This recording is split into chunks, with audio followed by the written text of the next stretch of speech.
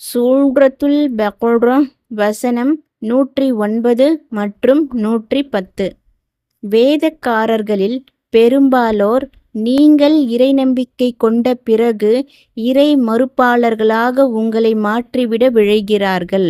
உண்மை தெளிவாக தெரிந்த பிறகும் கூட அவர்கள் கொண்ட பொறாமையே இதற்கு காரணமாகும். ஆகவே அல்லாஹ் தனது உத்தரவை பிறப்பிக்கும் வரை அவர்களை நீங்கள் மன்னித்து பொருட்படுத்தாமல் விட்டுவிடுங்கள். அல்லாஹ் அனைத்து பொருட்கள் மீதும் ஆற்றல் மிக்கவன் ஆவான். தொழுகையை கடைப்பிடியுங்கள். ஜகாத் என்னும் கடமையான தர்மத்தை வழங்குங்கள். உங்களுக்காக நீங்கள் முன்கூட்டி அனுப்பி வைக்கும் எந்த நன்மையாலும் அதை நீங்கள் அல்லாஹ்விடம் பெற்றுக்கொள்வீர்கள். அல்லாஹ் நீங்கள் செய்வதை பார்ப்பவன் ஆவான். வேதக்காரர்களில் ஏக இறைவனை மறுக்கின்றவர்களின் வழியில் செல்ல வேண்டாம் என இறை நம்பிக்கை கொண்ட அடியார்களுக்கு அல்லாஹ் இங்கு முதல் வசனத்தில் எச்சரிக்கை விடுக்கின்றான். வேதக்காரர்கள் பகிரங்கமாகவும் மறைமுகமாகவும் இறை நம்பிக்கையாளர் மீது கொண்டுள்ள விரோதத்தை அவர்களுக்கு அறிவிக்கின்றான். இறை நம்பிக்கை கொண்டோரின் சிறப்பையும் அவர்களுடைய நபி முஹம்மத் ஸல்லல்லாஹு அலைஹி வஸல்லம் அவர்களின் சிறப்பையும் வேதக்காரர்கள் விளங்கி இருந்தும் கூட இறை நம்பிக்கையாளர்களின் மீது அவர்களுக்கு இருக்கும் பொறாமையும் இங்கு உணர்த்துகின்றான்.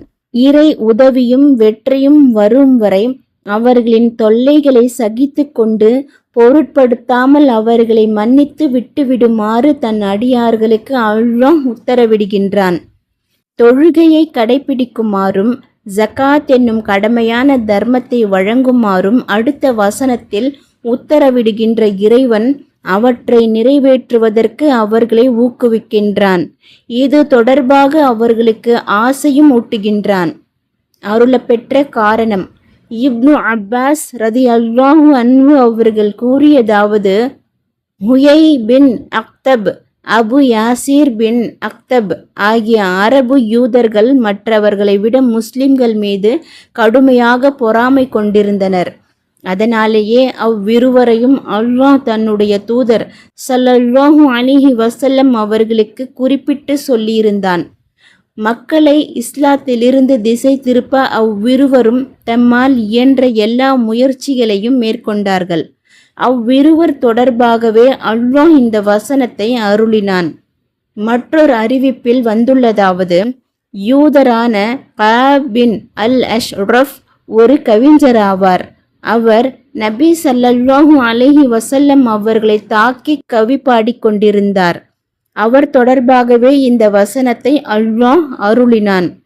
இந்த வசனத்தில் உண்மை தெளிவாக தெரிந்த பிறகும் கூட அவர்கள் கொண்ட பொறாமையே இதற்கு காரணமாகும் என்று அல்லாஹ் கூறியுள்ளான்.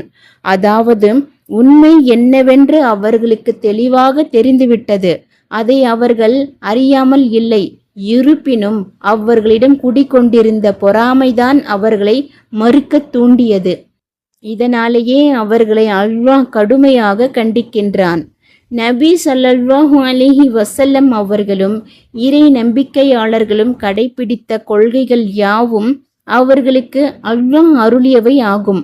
அதாவது அவர்கள் மீதும் அவர்களுக்கு முன் இருந்தோர் மீதும் அல்லாஹ் அருளிய வேதத்தை நம்புதல், அவற்றை உண்மை என ஏற்று உறுதிமொழிதல் ஆகியவற்றை மார்க்க விதியாக அல்லாஹ் ஆக்கினான். இது அவர்களுக்கு அல்லாஹ் செய்த உதவியும் மரியாதையும் ஆகும். உண்மை தெளிவாக தெரிந்த பிறகும் கூட என்றால் முஹம்மத் ஸல்லல்லாஹு அலைஹி வஸல்லம் அவர்கள் அல்லாஹ்வின் தூதர்தான் என்று தெளிவாக தெரிந்த பிறகும் கூட என்று பொருள். ஏனெனில் தம்மிடம் இருந்த தௌராத் மற்றும் இஞ்சில் வேதங்களில் நபி ஸல்லல்லாஹு அலைஹி வஸல்லம் அவர்களை பற்றி எழுதப்பட்டிருந்ததை அவர்கள் கண்டுள்ளார்கள். இருந்தும் காழ்ப்புணர்ச்சியின் காரணத்தாலேயே மறுத்தார்கள். இதை அபுல் ஆலியா ரஹ்மத்துல்லாஹி அலைஹி அவர்கள் தெரிவிக்கிறார்கள். இப்னு அப்பாஸ் ரதியல்லாஹு அன்ஹு அவர்கள் கூறியதாவது, யூதர்கள் கொண்டு வந்த எல்லா தொல்லைகளையும் தாங்கிக் கொள்ளுமாறும் அவற்றை அலட்சியப்படுத்துமாறும் இங்கு அல்லாஹ் கட்டளையிடுகின்றான். எதிரிகளின் தாக்குதலுக்கு பதிலடி தராமல் பொறுமை காக்க வேண்டும் என இதன் மூலம் இறைவன் ஆணையிட்டான். பின்னர் எதிரிகளின் தாக்குதலுக்கு பதிலடி தர 9வது அத்தியாயம் 5வது வசனம், 9வது அத்தியாயம் 29 ஆகிய வசனங்களில் அனுமதி அளித்ததன் மூலம் இச்சட்டம் மாற்றப்பட்டது. அல்லாஹ் உத்தரவு பிறப்பிக்கும் வரை என இங்கு கூறப்பட்டிருப்பதும் இதையே காட்டுகிறது. அபுல் ஆலியா, கதாதா, சுத்தி ரஹ்மத்துல்லாஹி அலைஹி ஆகியோரும் இவ்வாறே கூறியுள்ளனர். அடுத்து, தொழுகையை கடைப்பிடியுங்கள், ஜகாத் என்னும் கடமையான தர்மத்தை வழங்குங்கள், உங்களுக்காக நீங்கள் முன்கூட்டி அனுப்பி வைக்கும் எந்த நன்மையானாலும் அதை நீங்கள் அல்லாஹ்விடம் பெற்றுக்கொள்வீர்கள் என்று அடுத்த வசனத்தில் அல்லாஹ் கூறியுள்ளான். இவ்வுலகிலும் மறுமையிலும் அல்லாஹ் வெற்றியை வசப்படுத்தி தரும் பொருட்டு தொழுகையை கடைப்பிடித்தல், ஜகாத் வழங்குதல் ஆகிய பலன் தரும் நற்செயல்களில் ஈடுபடுமாறு இறை நம்பிக்கையாளர்களை அல்லாஹ் இங்கு தூண்டுகின்றான். அந்த நற்செயல்களின் பலன்கள் மறுமையில் திரும்ப கிடைக்கும் என்றும் கூறுகின்றான். அல்லாஹ் பார்க்கின்றான். இதனாலேயே அல்லாஹ் நீங்கள் செய்வதை பார்ப்பவன் ஆவான் என்று இறுதியில் அல்லாஹ் கூறியுள்ளான். அதாவது, செயல்படக்கூடிய அனைவரின் செயலையும் அல்லாஹ் கவனிக்காமல் இருக்க மாட்டான். அது நன்மையாயினும் தீமையாயினும் அல்லாஹ்விடம் அது அலட்சியம் செய்யப்படாது.